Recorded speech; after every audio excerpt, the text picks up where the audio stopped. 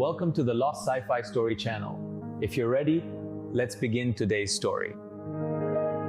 The viewport on Deck 7 of the Amaranth Concord had a crack in its lower left corner that nobody had repaired in 11 months, and Vaelith Sorn had developed, without quite deciding to, the habit of resting her eyes on it when she needed to think. Not on the stars beyond, not on the slow blue revolution of Selene Station below. On the crack. There was something clarifying about it, a flaw in an otherwise immaculate surface, holding its shape with no apology and no plans for improvement. She understood the crack. She did not always understand the stars. It was 6:31 station time. The corridor behind her was empty except for the faint mechanical breath of the ventilation system and the distant, philosophically troubling smell of human coffee advancing from the direction of the crew lounge like a slow, aromatic invasion. The human contingent aboard the Amaranth Concord had been allocated a specific brewing station in their quarters, which had been a formal diplomatic concession, and which Vaelith had agreed to in writing. And the coffee had responded to this institutional legitimacy by immediately exceeding all territorial boundaries and permeating approximately 40% of the ship's air circulation.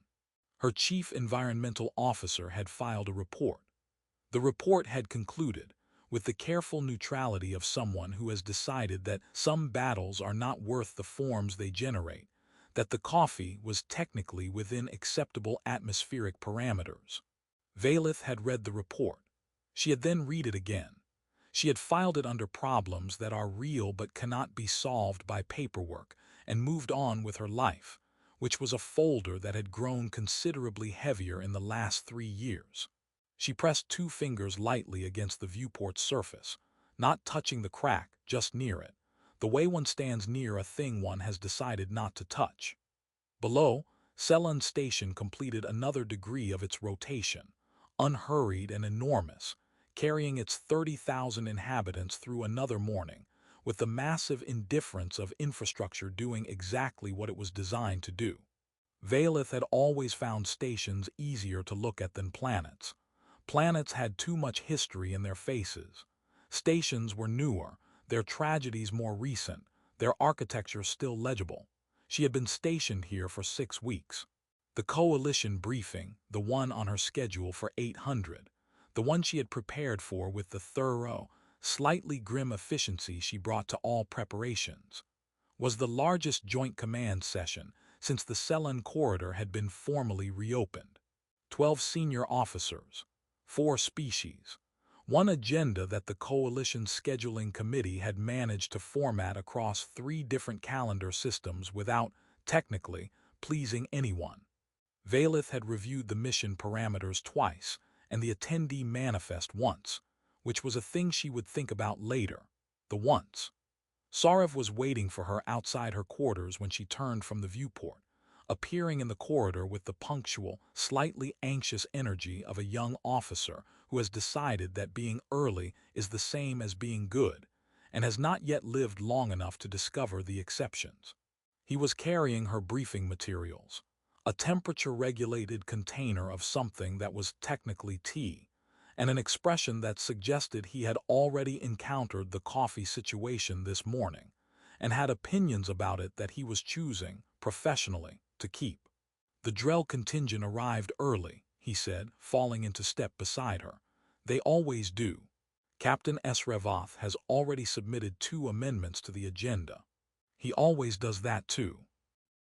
One of the amendments, Sarev said, with the particular careful tone of someone delivering information they expect to be unwelcome, proposes extending the session by 90 minutes to allow for a full tactical historical review. Vaelith accepted the tea container without breaking stride. File it under no. I'll phrase that diplomatically. I know you will, that's why I keep you. Sarev allowed himself a small, briefly visible smile, then returned his face to its professional configuration. They walked the corridor in the companionable near silence of people who have shared enough early mornings to stop requiring conversation to fill them. The station turned below, somewhere beyond the hull. The ventilation system breathed its recycled, coffee-adjacent air. Vaelith held her tea and thought, as she often did at 6:43 on mornings before large briefings, about the Battle of Terminus Gate. Not the whole of it, not the 11 minutes, not the static, but the specific quality of the silence that had followed the order. The way 18,000 lives had continued, breathing and moving and eventually sleeping, on the other side of a decision that had taken her approximately 4 seconds to make, and had not, since, taken less than 4 seconds to live with. She did not think about this dramatically. She had never been a dramatic person. She thought about it the way she thought about the crack in the viewport, directly, without flinching, with no particular expectation that thinking about it would change it, and with the private, practiced discipline of someone who has decided that carrying a thing honestly is better than setting it down in a place where you might trip over it later. The briefing room was at the end of the next corridor. She could hear, faintly, the sound of personnel already inside, the low shuffle of a meeting assembling itself. She adjusted the materials under Sarev's arm with one brief, unnecessary gesture, habit, not need, and reached for the door. The briefing room seated 14 and had been arranged for 12, which meant 2 chairs had been removed and placed against the wall, in a way that suggested a minor bureaucratic argument had occurred before Vaelith arrived and been resolved in favor of the table's structural symmetry, rather than anyone's comfort. She noticed this the way she noticed most things, completely, immediately, and without remarking on it. She took her position at the head of the table and set her tea down on the surface with the quiet authority of someone claiming territory that was already theirs. Personnel were still filing in. Captain Esrevoth of the Drell contingent had indeed arrived early and was already seated, his amendment proposals presumably loaded into the session system and waiting like small, eager missiles for the moment the agenda appeared on screen. He acknowledged Vaelith with the Drell military gesture that translated roughly as "I respect your rank and have concerns about your schedule," which she returned with the Velkorath gesture that translated as "noted," and also "no." They had worked together for 2 years. Their communication had achieved an efficient, almost affectionate economy. The Coalition's joint display system cycled through its startup sequence above the table, projecting a soft, gridded light across the surface that the human logistics officers, entering now with their coffee in hand, walked through without noticing, which caused the display to register them as obstacles and politely reroute a navigational overlay around their bodies. One of the officers, a lieutenant commander named Price, whom Vaelith recognized from 3 previous briefings, walked through the projection, glanced down at the light repositioning itself around her boots, and said, to no one in particular, "It does that every time," in the tone of someone who has made peace with living in the future. Sarev settled into his position to Vaelith's left and opened his session interface with the practiced efficiency of someone who has decided that the best way to manage a complicated morning is to give every object in it a specific task. The MRETH communications specialist arrived and took the seat nearest the environmental panel, their neck frills at a resting state that Vaelith's implant translated as present and caffeinated, which she found reassuring.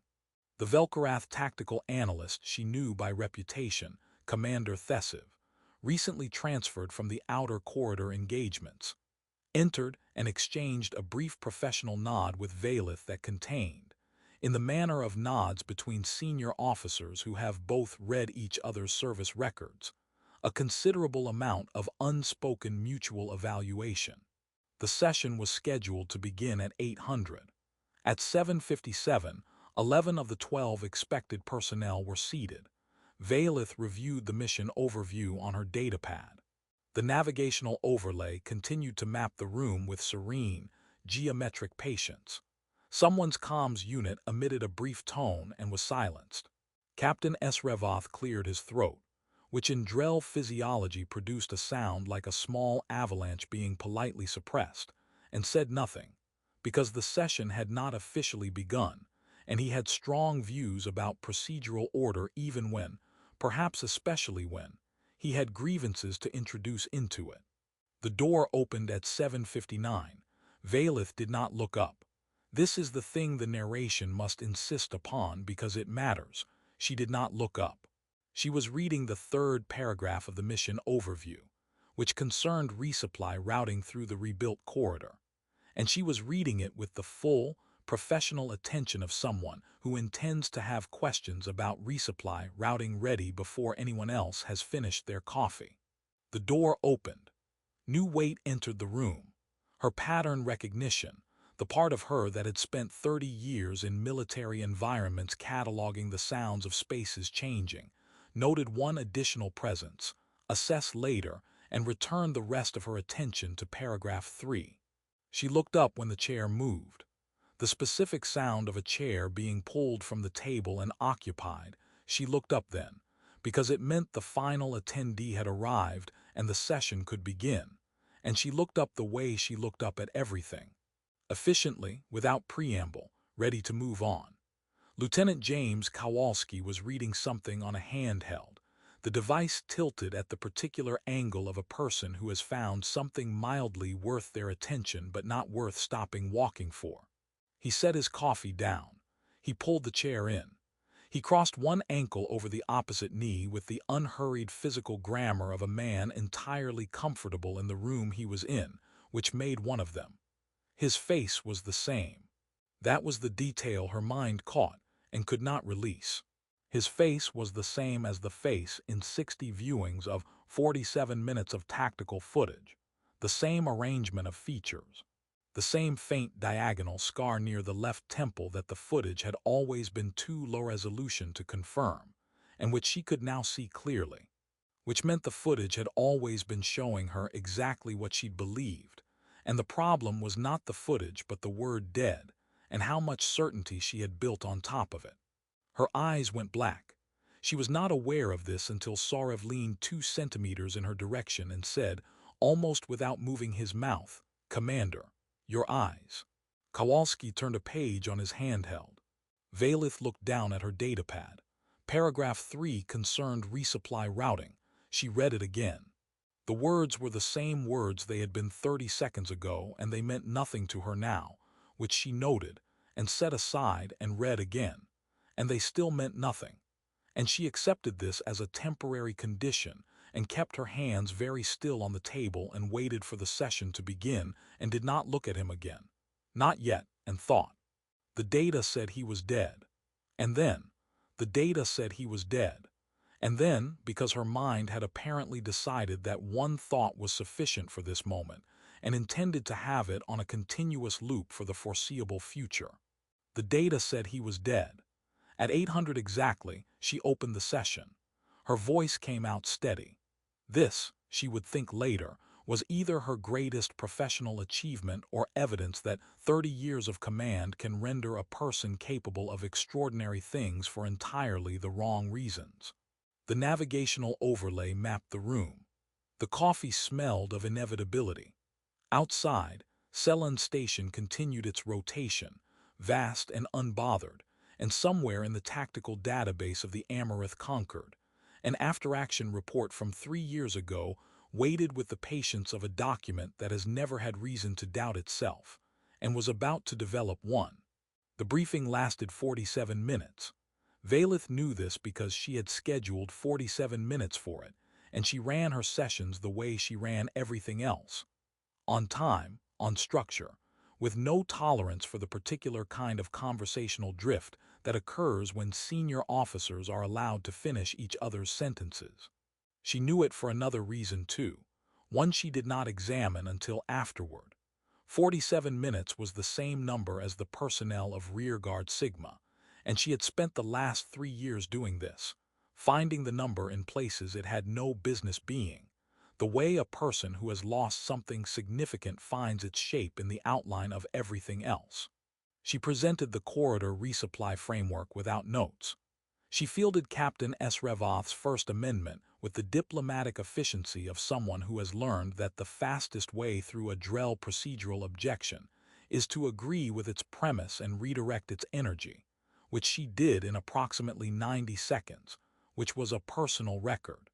She allocated 12 minutes to the tactical analyst's sector assessment, 4 to the MRETH specialist's communications infrastructure update, and managed the logistics section with the focused attention of a commander who is absolutely, entirely, 100% present in this briefing, and is not simultaneously conducting, in the back half of her mind, an emergency audit of 3 years of accepted military reality. Kowalski spoke twice in the first 20 minutes. Both times the contribution was precise and well-prepared, and demonstrated a familiarity with the corridor's operational history that indicated thorough pre-reading. The second time, he used the phrase given the resupply failures at the Eastern Transit Point, and Vaelith, who had just taken a sip of her tea, experienced the specific internal challenge of a person who needs to process new information while also managing a hot beverage, and managed both, and moved the briefing forward, and did not look at him for longer than the 3 seconds professional attention required. He was still doing the thing with his head, the slight leftward tilt when something engaged him. She had watched it in the footage so many times that she had stopped consciously registering it as a specific behavior, and had filed it instead under the general category of how he is, and seeing it now, live, with the high-resolution clarity of a functioning visual cortex, rather than a compressed tactical recording, was doing something to her sense of causality that she did not have adequate terminology for, and was not going to find terminology for in the middle of a briefing. So she moved the session to its final segment, and did not think about it and thought about nothing else. The navigational display rotated above the table. She pointed to the Selon corridor's rebuilt sections without touching the projection, because Velkarath officers of her generation had been trained not to reach into tactical displays, a protocol instilled during an era when certain projection systems had registered contact as target lock input, which had caused 3 documented incidents and 1 treaty renegotiation that everyone agreed not to discuss. The current system was perfectly safe. She kept her hands at her sides anyway. 30 years of training does not negotiate with perfectly safe. Lieutenant Commander Price asked a question about fuel allocation timing that was genuinely good, and Vaelith answered it with the particular warmth she reserved for good questions from junior officers, which was the warmth of someone who believes that precise curiosity is the most useful quality a person in uniform can develop. She was aware, as she spoke, that Kowalski was listening to her answer with his head at the slight leftward angle, and that this was fine and normal, and meant nothing beyond the fact that he found the answer worth attending to, which was exactly what it meant when anyone else in the room did it. And she filed this thought in the folder it belonged in, and left it there. She closed the session at 8:47. Personnel gathered their materials with the organized dispersal of people who have other meetings.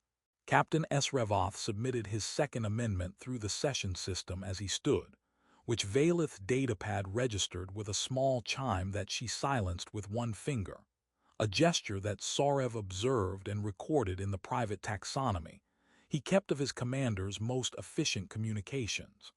The MRETH specialist's frills had shifted to the color her implant translated as satisfactory outcome, proceeding to next obligation, which Vaelith found, as she often did with the MRETH, a more honest summary of the session than anything in the official record. The room emptied in the way rooms empty when the work is done. Gradually, with conversation filling the edges, with the sound of chairs and datapads, and the particular satisfied silence of people moving toward coffee. She was reviewing her session notes when she heard the familiar sound of a carafe being lifted from the station on the side counter, and she did not look up, and then she did. He was refilling his coffee with the unhurried attention of someone for whom this was simply the next thing. He glanced up and found her looking, and his expression moved through professional recognition, and then through something she could not name, and then arrived, with no particular fanfare, at a small, slightly imperfect smile. "Commander Sorn," he said, "I read your after-action report from Terminus Gate." The ventilation system breathed. Somewhere outside the hull, Selon Station continued its rotation, "It's a good report," he said, "very thorough." She waited. "You declared me dead." She held her datapad. She looked at him. She said, with the composure of 30 years and the steadiness of someone who has decided that composure is the only available option, "The data supported the conclusion." He nodded with the equanimity of a man who had apparently arrived, by some route she could not yet map, at a place of genuine peace with having been declared dead in a very thorough report, and said, "It usually does with us." He picked up his coffee, he left. The door closed with the soft mechanical exhale of a well-maintained seal, and the room held its silence. And Sarev remained at his position to her left, with the patience of someone who has learned that the questions worth asking are usually the ones worth waiting for, and did not speak. And the display system above the empty table cycled quietly down to standby, and Vaelith stood in the recycled air that still smelled faintly of coffee and thought, with the slow, careful attention of a commander who has just discovered that the foundation of 3 years was not wrong exactly, but was, at the very least, incomplete. With us, she requested the files at 9:23. By 9:41 she had them, which said something either about the Coalition's record system or about the fact that someone, somewhere in the archival infrastructure, had anticipated that this particular set of documents would eventually be requested by someone with a reason to need them, and had organized accordingly.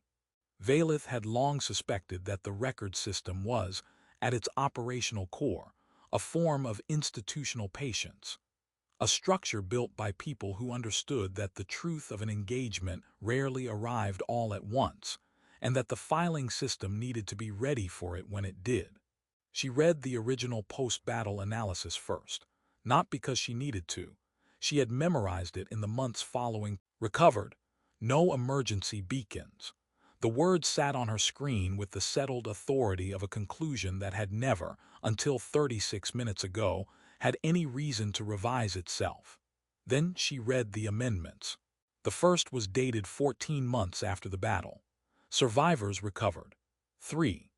The entry was brief and without elaboration, filed under the case number with the administrative neutrality of a system that records facts without editorializing on their improbability, which Vaelith found, in this particular instance, almost offensive.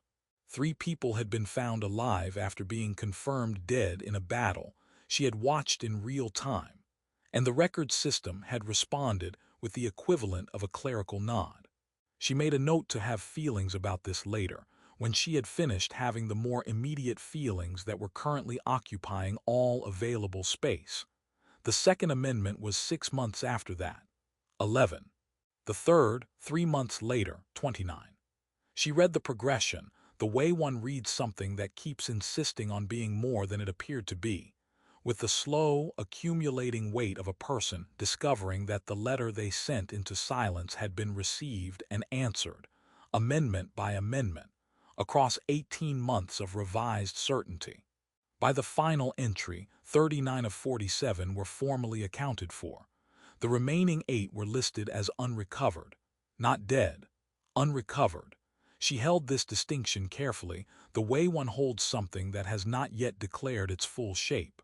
She sent the meeting request to Kowalski at 1006. He responded at 1008, which was fast enough to suggest he had not been surprised by it, which itself was a data point she filed without yet knowing its category. He arrived at 10:30, precisely, with coffee, and sat across from her with the posture of someone who has sat across from commanding officers, who have recently read surprising things often enough to be comfortable with the particular energy of the situation. Sarev had been dispatched to a different task, not because Vaelith anticipated anything requiring privacy exactly, but because she wanted the room to contain only the question, and whoever was going to answer it.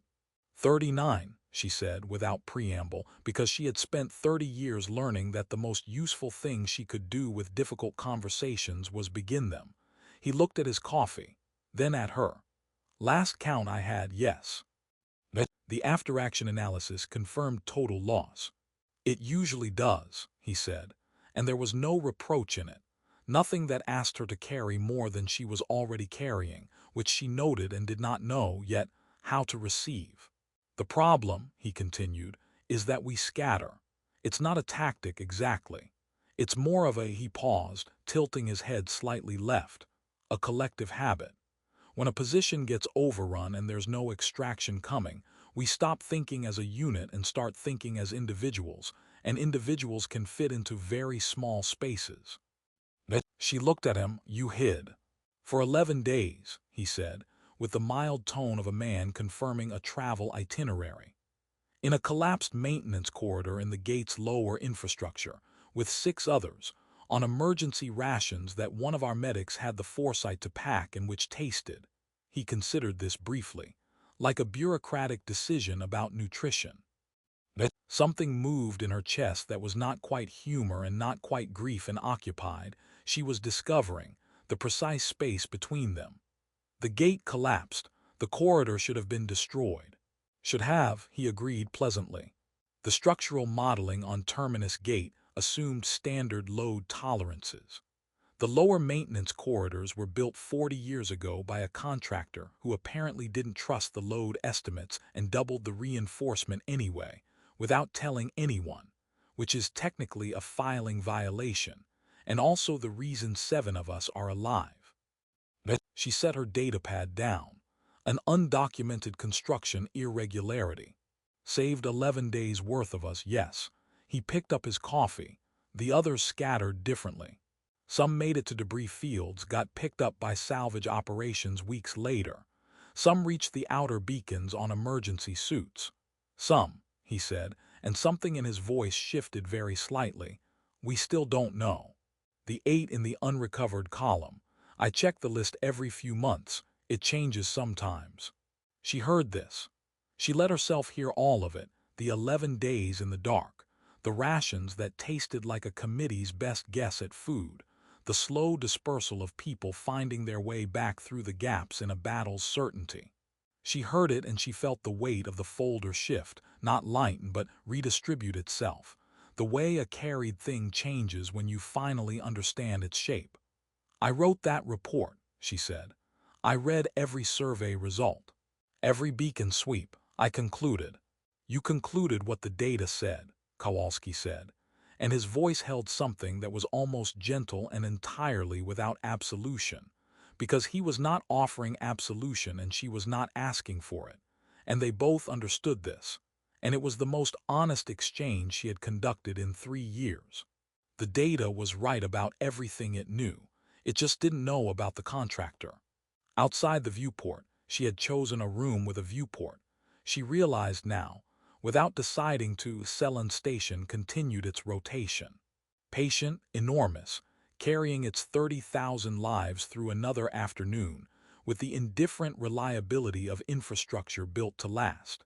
She looked at him for a moment without speaking, which was not the silence of someone with nothing to say but the silence of someone deciding, for the first time, what the weight she had been carrying actually was. Not guilt at a wrong decision. Not the mathematics of a trade she should not have made. Something older and more specific. The grief of certainty, the particular loneliness of believing completely in a loss, of building 3 years on the foundation of a confirmed darkness, and then finding that the darkness had always had a contractor's unauthorized structural reinforcement in it, somewhere in the places the surveys didn't reach. Her eyes, she was distantly aware, had shifted from black to violet. She looked at the unrecovered column on her datapad. 8 names. 8 gaps in the amendment record that still opened, still waited, still held the shape of possibility without declaring it. She had spent 3 years reading a document that said 47 and meaning it as a closed number. She was, she understood now, going to spend whatever came next reading 8 as an open one. I'm going to need your full account, she said. Everything. The corridor, the dispersal, how you made contact with the salvage teams. I want the other survivors' accounts as well, all 28 I can reach. 29, he said. Wen made it back last month. You'll want to update your folder. She looked at him. He was looking at his coffee with the expression of a man who finds something quietly satisfying about the existence of a 29th Amendment, and she thought, with the careful precision of a commander learning to recalibrate her instruments. That is what 30 years of unsurvivable situations looks like. Not triumphant, not dramatic, just a man who checks a list every few months and drinks his coffee and notes, with measured, private satisfaction when the number moves. She picked up her datapad. She opened the file. She changed 39 to 40. It was a small correction. The system received it without ceremony, the way it received everything as a fact, updated, ready to be built upon. She looked at it for a moment. Then she looked at the 8 unrecovered names and did not close the file, because she was done closing files on numbers that had not finished counting. "Same time tomorrow," she said. "Bring everything you have." He stood, picked up his coffee, and paused at the door with the brief, natural pause of someone who has one more thing and is deciding whether to offer it. "Commander," he said, "for what it's worth, the 11 minutes. The ones we held the line." He considered his coffee. "We knew you'd get them out. That was the whole point." He offered the small, imperfect smile that she was beginning to understand was not a diplomatic gesture, but simply the face he made when he meant something. "The report was thorough. We just weren't finished." The door closed. The viewport held its view.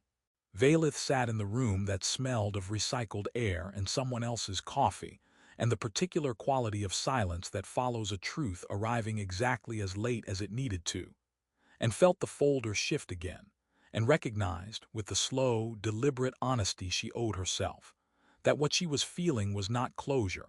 Closure was a clean thing, and this was not clean, but something more durable. A correction, an amendment, the specific, unglamorous relief of a certainty that had been wrong in the best possible direction, filed now under a category she was only just beginning to name, in a folder she intended, from this point forward, to keep open.